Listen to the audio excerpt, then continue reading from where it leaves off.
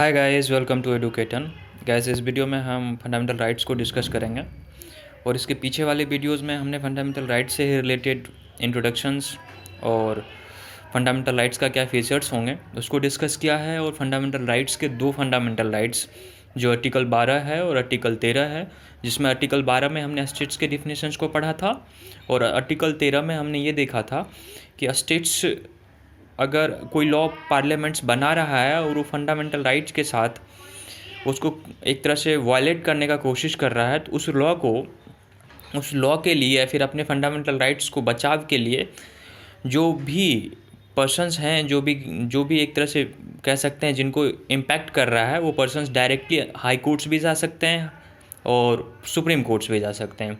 और high courts जाने के लिए उनको 226 आर्टिकल्स का सहारा लेना पड़ेगा और सुप्रीम कोर्ट जाने के लिए उनको 32 आर्टिकल्स के द्वारा वो सुप्रीम कोर्ट जा सकते हैं। और 32 आर्टिकल्स एक प्रकार का फंडामेंटल राइट्स है जिसको कॉन्स्टिट्यूशनल रेमिडीज़ कहा जाता है। उस आर्टिकल के द्वारा मतलब रिट्स इशूज़ किए जाते हैं और उनको एक तरह से अपने फंडामेंटल राइट्स के बचाव के लिए डायरेक्ट सुप्रीम कोर्ट जाने का भी प्रावधान मिला है। हम क्वालिटी से कोई कॉम्प्रोमाइज़ नहीं कर रहे हैं, आप लोग टेंशन मत लीजिए। पीडीएफ में डिस्कस करने का ये मतलब है कि जो लक्ष्मीकांत है ना, लक्ष्मीकांत का अगर आप नोट्स भी बनाते हैं ना, तो इतने इंपॉर्टेंट पॉइंट्स हैं उसको आप शॉर्ट नहीं कर पाओगे। शॉर्ट करोगे तो फिर वो इतना शॉर्ट हो जाएगा कि मैं सिर्फ एक बुलेट पॉइंट्स में लिखूंगा और बुलेट पॉइंट्स को डिस्कस करूंगा और बाकी नीचे का जो सब पॉइंट्स होंगे उसको नहीं लिखूंगा अगर पीपीटी में कहोगे तो। क्योंकि अगर सब कुछ को फिर दोबारा लिखता हूँ तो फिर बुक ही हो जाएगा। क्योंकि मेरे अनुसार से कोई ऐसा पॉइंट्स नहीं है जहाँ छोड़ना चाहिए या नहीं छोड़ना चाहिए। रही बात बीपीएससी के दृष्टिकोण से, तो कुछ ऐसे मतलब पॉइंट्स हैं या फिर कुछ ऐसे टॉपिक्स हैं जिसको हम कवर अप नहीं करेंगे। हम एग्ज़ाम ओरिएंटेड तैयारी ही कर रहे हैं और जो बीपीएससी में जिस प्रकार का सवाल पूछा जाता है उसी प्रोस्पेक्टिव से हम डिस्कस करेंगे। आप लोग टेंशन मत लीजिए, क्वालिटी से कोई कॉम्प्रोमाइज़ मैं नहीं कर रहा हूँ। पीडीएफ में डिस्कस करने का सिर्फ एक ही मकसद है हमारा कि हम टॉपिक को कॉम्प्रिहेंसिव वे में कवर अप कर पाए। अगर हम इस पीडीएफ से मैं पीपीटी बनाता हूँ तो ये सारा पीडीएफ कॉपी हो जाएगा, क्योंकि इसमें चीज़ों को छोड़ने के लिए बहुत कम चीज़ें हैं या फिर चीज़ को नहीं छोड़ा जा सकता है। क्योंकि लक्ष्मीकांत सेल्फ में एक पीडीएफ ही है या फिर शॉर्ट नोट्स ही है, आप लोगों को पता होगा, आप लोग लक्ष्मीकांत को फॉलो करते हैं। तो आज के वीडियो में हम राइट टू इक्वलिटी शुरू करेंगे और जहाँ तक अंडर 20 मिनट्स का वीडियोस बन जाए, मीन्स 20 मिनट से कम का वीडियोस का ही हम टारगेट लेकर चलेंगे, चाहे वो 5 वीडियो में फंडामेंटल राइट्स क्यों ना ख़त्म हो। क्योंकि उससे ज़्यादा वीडियोस हो जाता है तो फिर रुचि नहीं आ पाता है। चलिए, आज 12-13 हमने डिस्कस कर रखा है, तो आगे क्या फंडामेंटल राइट्स आज शुरू करते हैं। और फंडामेंटल राइट्स को आज 14 मतलब आगे का 12-13 के बाद 14 हो जाता है फंडामेंटल राइट्स। 14 से लेकर 18 तक का जो फंडामेंटल राइट्स है, 14 to 18 का फंडामेंटल राइट्स, उसमें राइट टू इक्वलिटी की बात की गई है। जिसमें से मतलब 14 नंबर का आर्टिकल्स में right to equality before law and equal protections of law की बात की गई है। उसके बाद 15 में prohibitions of discrimination on ground of religion, race, caste, sex और प्लेस ऑफ बर्थ, ये आर्टिकल 15 में बात किया गया है। और यहाँ ओनली टर्म याद रखिएगा, सिर्फ ओनली मतलब ओनली, इन सब पर ही डिस्क्रिमिनेशंस को प्रोहिबिट किया जा सकता है। इसके अलावा अगर कोई और चीज़ पे डिस्क्रिमिनेशंस को कोई कर रहा है तो उसको लेकर हम सुप्रीम कोर्ट या हाई कोर्ट्स नहीं जा सकते हैं, ओके, या फिर जा सकते हैं तो फंडामेंटल राइट्स के अंदर नहीं आएगा। अब देखिए, आर्टिकल 16 में equality of opportunity in matters of public employments की बात की गई है कि इक्वलिटी ऑफ अपॉर्चुनिटी मिलेगा कहाँ, पब्लिक एम्प्लॉयमेंट्स में।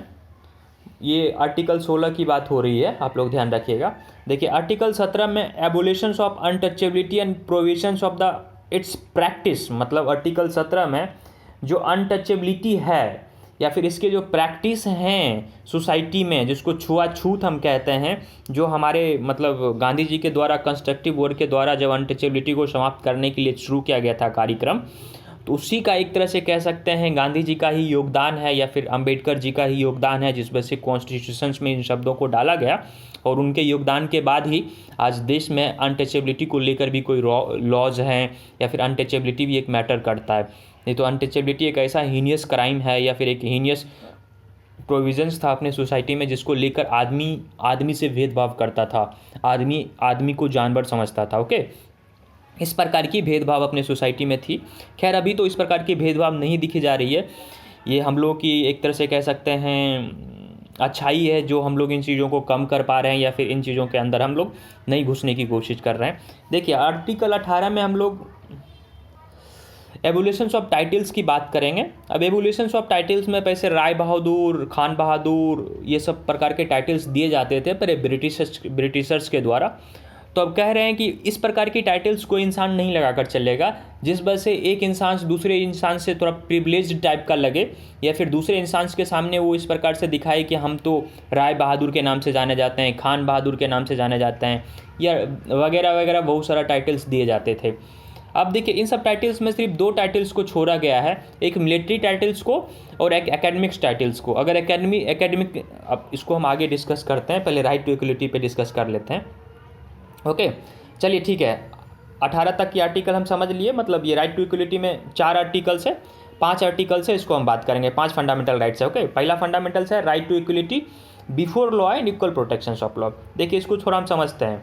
यहाँ राइट टू इक्वलिटी की बात की गई है, तो राइट टू इक्वलिटी में ये बताया है कि बिफोर लॉ मतलब कोई लॉ है उसके सामने, जैसे कि अब कोई लॉ है मतलब जैसे कोई लॉ बनाया गया है कि एक तरह से कोई आदमी क्राइम करता है, या आर्टिकल 302 के अंदर, या फिर 305 के अंदर, या फिर आर्टिकल आईपीसी सेक्शन 124 के अंदर ही, मतलब जिसको सेडिशंस का धारा बोलते हैं, देशद्रोह का धारा बोलते हैं। अब ये लॉ जो है ना वो सब आदमी के सामने समान रूप से कार्य करेगा, चाहे वो कोई अपर कास्ट का व्यक्ति हो, चाहे कोई लोअर कास्ट का व्यक्ति हो, कोई नेता हो, कोई पॉलिटिशियंस हो, चाहे किसी प्रकार का कोई व्यक्ति हो। एक्सेप्शन में अगर वो नहीं आ रहा है तो एक्सेप्शन में नहीं आ रहा है, इस लॉ के कुछ एक्सेप्शंस भी है, उस एक्सेप्शंस को हम पढ़ेंगे। अगर एक्सेप्शंस में नहीं आ रहा है तो उसके साथ सामान्य रूप से ये व्यवहार करेगा। ओके फ्रेंड्स, अब देखिए इक्वल प्रोटेक्शन ऑफ लॉ में भी उसी प्रकार का बात है।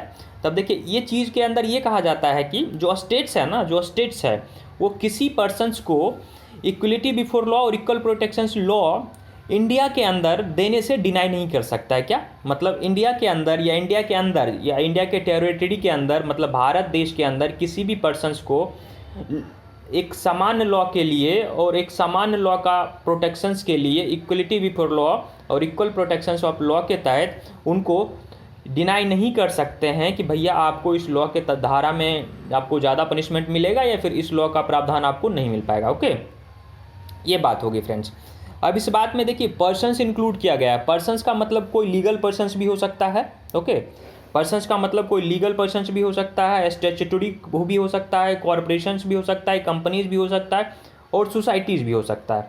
मीन्स इसका मतलब ये नहीं है कि वो सिर्फ पर्सन्स के मतलब डिनाई की बात कर रहा है, जबकि पर्सन्स के अलावा इन सब चीज़ों को भी डिनाई नहीं किया जा सकता है। जैसे स्टैट्यूटरी कॉर्पोरेशन हो गया, कंपनीज हो गया, रजिस्टर्ड सोसाइटीज़ हो गया, any other type of legal persons. Okay देखिए अब 2 कॉन्सेप्ट्स हैं यहाँ। इक्वलिटी बिफोर ऑफ लॉ, मतलब इक्वलिटी बिफोर ऑफ लॉ का कॉन्सेप्ट ब्रिटिश कॉन्सेप्ट को दर्शाता है। क्या किसको दर्शाता है? ब्रिटेन की कॉन्सेप्ट को दर्शाता है। Equality before of law British concept को दर्शाता है, और ब्रिटेन के पार्लियामेंट से ही लिया गया है, फिर ब्रिटेन से ही इसका ओरिजिन ब्रिटेन ही है। और दूसरा जो है friends equal protection of law, इसका ओरिजिन अमेरिकन है। क्या है? अमेरिकन है। इसका ओरिजिन अमेरिकन है। ये अमेरिका के देशों से लिया गया है, और वहाँ के लॉ से ही इसको लिया गया है, और वहाँ के प्रावधान से इसको लिया गया है। ओके अब देखिए ये कुछ मतलब बात करता है कि जैसे अब concept of equality before of मतलब इसको लिया गया है, उसके बाद जो पहला कॉन्सेप्ट है इक्वलिटी बिफोर लॉ में, जो फर्स्ट कॉन्सेप्ट है इक्वलिटी बिफोर लॉ में, उसमें हम बात करते हैं। First concept equality before law में ये इस प्रकार का बात करता है कि कोई स्पेशल प्रिविलेजेस जो हो किसी खास व्यक्ति के लिए अवेलेबल नहीं होगा। कोई स्पेशल प्रिविलेजेस किसी खास व्यक्ति को नहीं दिया जा सकता है। कानून के नज़र में या फिर लॉ के नज़र में वो सामान्य है, उनको समान प्रकार का ही ट्रीटमेंट मिलेगा, या फिर समान प्रकार का ही पनिशमेंट मिलेगा, या फिर समान प्रकार का ही प्रिविलेजेस मिलेगा। उस लॉ के तहत जो चीज़ बनाया गया है वो सभी व्यक्ति को एक समान रूप से मिलेगा। किसी भी खास व्यक्ति को स्पेशल प्रिविलेजेस नहीं दिया सकता है। उसके बाद अब ये कह रहा है कि जो सब्जेक्शंस होगा या फिर एक तरह से जो मतलब एक तरह से जो रूल और रेगुलेशंस होगा, या फिर जो लॉ का एक्शंस होगा, वो सभी पर्सन्स के लिए समान होगा। ओके, वो सभी पर्सन्स के लिए समान होगा। किसी भी कोर्ट के द्वारा अगर इस प्रकार का सब्जेक्शंस लगाया जाता है, चाहे वो पर्सन्स मतलब ऑर्डिनरी लॉ हो या फिर किसी और प्रकार का लॉ हो, वो सभी पर्सन्स के लिए समान होगा। दूसरे ये पॉइंट्स बी में बात किया गया है, the equal subjections of the all persons to ordinary laws and land administered by the ordinary laws courts. Okay, देखिए अब तीसरा पॉइंट्स में इस प्रकार का बात किया गया है फ्रेंड्स। पॉइंट सी में आप देख लेते हैं हम कि देखिए कोई पर्सन है ना, चाहे वो अमीर हो, गरीब हो, कोई ऑफिशियल्स हो, नॉन ऑफिशियल्स हो, ओके, कोई भी पर्सन्स कानून से ऊपर नहीं है। Okay, no persons whether the rich और पुअर, हाई और लो, ऑफिशियल्स और non officials is above the law. Okay, इस प्रकार की बातें कही गई है। तो ये फ्रेंड्स हमने क्या देख लिया, इक्वलिटी बिफोर लॉ के कॉन्सेप्ट, इक्वलिटी बिफोर लॉ के कॉन्सेप्ट। अब देखिएगा इसमें है क्या फ्रेंड्स, इक्वलिटी बिफोर लॉ में जितने भी हम 3 प्रावधान अभी पढ़े हैं सब में नो लगाया गया है। क्या लगाया गया है, नो। मतलब नो मीन्स नहीं, मतलब ये रेस्ट्रिक्शंस लगा रहा है। क्या लगा रहा है, ये रेस्ट्रिक्शंस लगा रहा है। ये रेस्ट्रिक्शंस लगा रहा है कि आपके जो गलत चीज़ है या फिर लॉज कोई कुछ गलत कर रहा है उसको उस पर रेस्ट्रिक्शंस लगा रहा है कि लॉ ऐसा नहीं कर सकता है, ऐसा नहीं कर सकता है, या फिर कोई व्यक्ति ऐसा नहीं कर सकता है। इस वजह से इसको हम कह सकते हैं negative concepts of the fundamental rights. क्या ये negative concepts of the fundamental rights के अंदर आएगा। क्या आएगा, negative concepts of the fundamental rights, या फिर ये कह सकते हैं कि नेगेटिव चीज़ों को रिप्रेजेंट कर रहा है। ओके, ये negative concepts of fundamental rights के अंदर आएगा, ध्यान रखिएगा। चलिए अब हम देखते हैं सेकेंड कॉन्सेप्ट जो है। सेकेंड कॉन्सेप्ट में क्या है friends, equal protections of law. देखिए equal protections of law America के मतलब अमेरिकन देशों से प्रभावित है, फिर वहाँ से लिया गया है। उसमें देखिए उसमें भी 3 प्रकार की बातें की गई है। 3 प्रकार की कौन कौन सी बातें की गई है फ्रेंड्स, एक तो इक्वलिटी, मतलब ये बताया गया कि अगर सरकमस्टांसेस बराबर है, इक्वल सरकमस्टांसेस है, तो उसमें मतलब किसी भी पर्सन्स को ट्रीटमेंट के लिए ऐसा नहीं होगा कि मतलब किसी को ज़्यादा प्रिविलेज दिया जाएगा और किसी को प्रिविलेजेस नहीं दिया जाएगा। तो the equality of treatment under the equal circumstances both in the privileges conferred and liabilities imposed by the laws. Okay, equal circumstances में किसी भी लॉ का इक्वल ट्रीटमेंट मिलने वाला है। ओके, ध्यान रखिएगा, इक्वल ट्रीटमेंट मिलने वाला है, चाहे व्यक्ति कुछ भी हो, प्रिविलेज्ड हो ना प्रिविलेज्ड हो, उससे कोई फर्क नहीं पड़ता है। ओके, उसके बाद दूसरे में क्या बताता है, the similar applications of the same laws to all persons who are similarly situated and, मतलब ये बता रहा है कि कोई व्यक्ति कोई लॉ है तो उसका एप्लीकेशन होगा, जैसे कि मैं और आप स्टूडेंट्स हैं तो स्टूडेंट्स के कम्युनिटी में जो लॉज बनाए जाएंगे, जैसे यूपीएससी कोई लॉज बनाती है, बीपीएससी कोई लॉज बनाती है, या पेपर ही हम कंडक्ट करते हैं। अभी बीपीएससी का पेपर देने गए होंगे आप लोग, या फिर किसी एग्जाम का पेपर देते हैं, उसमें देखते हैं ना कि जो पेपर बनाया जाता है वो पेपर सभी विद्यार्थी के लिए समान होता है ना, जो टाइमिंग होता है सभी के लिए समान होता है, जो परीक्षा की प्रक्रियाएं होती है वो सभी के लिए समान होती है। तो लॉज तो सभी के लिए बराबर है। ओके, तो इसीलिए बता रहा है, अब लॉज बराबर है किसके लिए, कम्युनिटी क्या है, स्टूडेंट्स कम्युनिटी है। टीचर्स की कम्युनिटी के लिए स्टूडेंट्स से थोड़ा डिफरेंट लॉज होगा और वो लॉज सभी टीचर्स के लिए बराबर लगाए जाएंगे। इसी प्रकार से ये कह रहा है कि अगर आप सिमिलर लेवल पे हैं, ओके, आप अगर सिमिलर लेवल पे हैं तो कोई भी लॉ का एप्लीकेशन आप पे बराबर लगेगा। तीसरा चीज़ ये है फ्रेंड्स कि like should be treated alike without any discrimination, मतलब समान व्यक्ति को समान ट्रीटमेंट मिलना चाहिए। ओके, किसी भी व्यक्ति के अंदर भेदभाव नहीं होना चाहिए। अब देखिए ये क्या कह रहा है, ये कुछ राइट्स दे रहा है। क्या दे रहा है, कुछ राइट्स दे रहा है, ये कुछ राइट्स दे रहा है। अब आपको कुछ राइट्स दे रहा है, मतलब ये रेस्ट्रिक्शंस नहीं लगा रहा है, ये आपको कुछ राइट्स दे रहा है। अब राइट्स जब देता है तो ये positive concepts of the fundamental rights हो जाएगा। हमने पीछे के वीडियो में भी डिस्कस किया था नेगेटिव और पॉजिटिव में क्या अंतर होता है। ये हो जाएगा positive concepts of the fundamental right. क्या हो जाएगा, positive concepts of the fundamental rights. ध्यान रखिएगा, positive concepts of the fundamental rights. Okay friends, positive concepts of the fundamental rights हो जाएगा। तो फ्रेंड्स ये हो गया, मतलब equality before law and equal protections of law की बातें हो गई। इससे ज़्यादा हम डिस्कस नहीं करेंगे क्योंकि इससे ज़्यादा मतलब पूछा भी नहीं जाएगा, और ज़्यादा जाने का मतलब होगा कि फिर खिचड़ी पकाना। देखिए कुछ एक्सेप्शंस हैं, हर एक लॉ में कुछ एक्सेप्शंस होते हैं। उस एक्सेप्शंस के बारे में हम थोड़ा सा पढ़ लेते हैं कि जो प्रेसिडेंट्स का कुछ एक्सेप्शंस होगा, गवर्नर के लिए कुछ एक्सेप्शंस होगा। आप ध्यान रखिएगा ओके, कि प्रेसिडेंट्स और गवर्नर के लिए सिविल और क्रिमिनल कोर्ट का जो प्रोसीडिंग्स होगा उसका भी अलग अलग होगा। तो तो आप इसको हम देख लेते हैं। और एक्सेप्शन की बात आर्टिकल 361 में किया गया है। किसमें? आर्टिकल 361 में किया गया है। और क्या क्या इम्यूनिटीज़ वो मतलब करते हैं। देखिए, प्रेसिडेंट्स और गवर्नर के बारे में ये कहा गया है कि अगर किसी भी कोर्ट में अपने एक्सरसाइज या परफॉर्मेंस को लेकर या फिर अपने ड्यूटीज़ के लिए लेकर वो किसी भी कोर्ट्स में उनका मतलब किसी भी कोर्ट्स में उनको बताने के लिए बाध्य नहीं किया जाएगा या फिर मजबूर नहीं किया जाएगा। उसके बाद है क्रिमिनल प्रोसीडिंग्स के बारे में कि उनके खिलाफ किसी प्रकार का क्रिमिनल प्रोसीडिंग्स इंस्टीट्यूट या कंटिन्यू नहीं किया जा सकता है। ओके, नहीं किया जा सकता है उनके टर्म उनके ऑफिस के टर्म में, मतलब उनके ऑफिस के टर्म में नहीं किया जा सकता। उसके बाद क्या है फ्रेंड्स कि अरेस्ट भी नहीं किया जा सकता है और ना इम्प्रिजमेंट किया जा सकता है उनके ऑफिस के टर्म में। उसके बाद सिविल प्रोसीडिंग्स का है प्रावधान, लेकिन जब उनके ऑफिस के टर्म्स का एक्सपायरेशन 2 मंथ्स हो जाएगा तब। ओके, उसके बाद अदर लोगों को भी थोड़ा सा प्रोविजंस दिया गया है कि अगर कोई मतलब कोई पर्सन्स सिविल या फिर क्रिमिनल्स प्रोसीडिंग्स एनी कोर्ट्स में कर रहा है, वो चल रहा है, तो उसको न्यूज़पेपर में छापता है या फिर कोई न्यूज़पेपर में कोई चीज़ छाप रहा है तो उसके खिलाफ भी कोई एक्शंस नहीं होगा। बस वो सही चीज़ होना चाहिए। क्या? वो चीज़ें सही होना चाहिए। देखिए, फॉरेनर जो भी हैं, फॉरेनर्स रूलर हैं, एम्बेसडर्स हैं, डिप्लोमेट्स हैं, वो भी इम्यूनिटी क्रिमिनल और सिविल प्रोसीडिंग से एंजॉय करते हैं। ओके, अब देखिए यूएन के कुछ मेंबर हैं, उनके एजेंसीज हैं, उनको भी डिप्लोमेटिक इम्यूनिटीज़ मिलता है। ये एक्सेप्शंस थे आर्टिकल्स 14 में। अब हम चलते हैं आर्टिकल्स 15 की तरफ। देखिए, आर्टिकल्स 15 में फ्रेंड्स बात किया गया है कि स्टेट्स जो है ना, जो पर्सन्स वो डिस्क्रिमिनेट नहीं करेगा किसी भी सिटीजन्स को।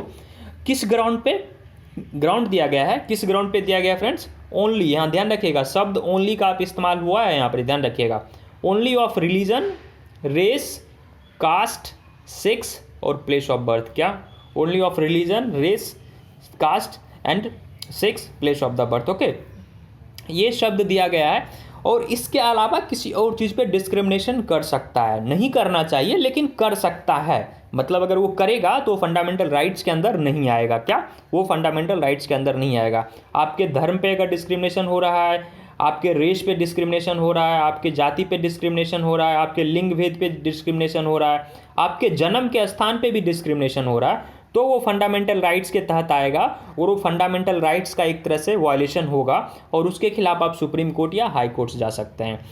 ध्यान रखिएगा, यहाँ ओनली के अलावा मतलब और चीज़ों पे डिस्क्रिशंस कर सकता है, उसको फंडामेंटल राइट्स के अंदर नहीं रखा जाएगा। अगर वो आपका कोई और चीज़ को वायलेट करता है तो उसको फंडामेंटल राइट्स के अंदर नहीं रखा जाएगा। ओके, अब देखिए सेकेंड प्रोविजंस में ये बात की गई है, आर्टिकल्स 15 का जो सेकेंड प्रोविजंस है कि किसी भी सिटीजन्स को, किसी भी, यहाँ ध्यान दिखेगा, second provisions of the article 15, किसी भी सिटीजन्स को मतलब किसी डिसेबिलिटीज़ के अंदर या फिर लाइबिलिटीज़ के अंदर या रेस्ट्रिक्शंस या कंडीशंस के अंदर, मतलब जो भी डिसेबिलिटीज़ होगा या लाइबिलिटीज़ होगा, रेस्ट्रिक्शंस किन चीज़ों पे नहीं लगा सकते हैं?